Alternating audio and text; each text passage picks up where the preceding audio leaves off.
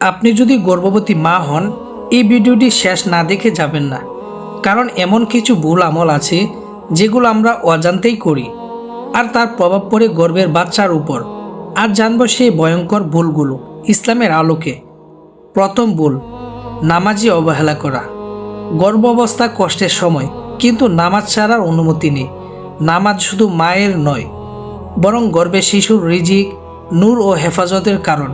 আল্লাহ সুবহানাহু ওয়া তাআলা তার ঐশী গ্রন্থ আল কুরআনে ইরশাদ করেন, নামাজ কায়েম করো, নিশ্চয়ই নামাজ অশ্লীলতা ও মন্দ কাজ থেকে বিরত রাখে।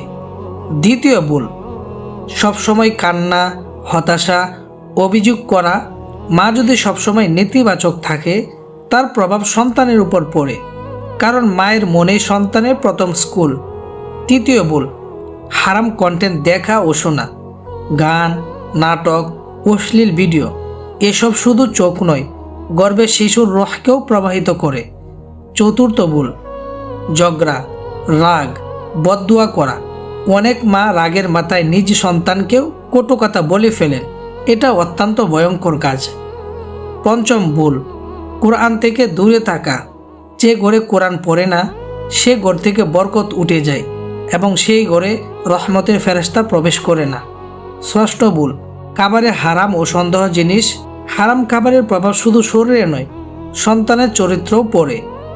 সপ্তম ভুল, দোয়া না করা। দোয়া ছাড়া সন্তান বড় করলে সেই সন্তান আল্লাহর হেফাজত পায় না। তাই মুমিনের সাথী চ্যানেলের প্রিয় গর্ভবতী মা ও বোনেরা, আজ থেকে নিজেকে বদলান, কারণ আপনি শুধু একজন মা নন, আপনি একটি ভবিষ্যৎ গড়ে তুলছেন।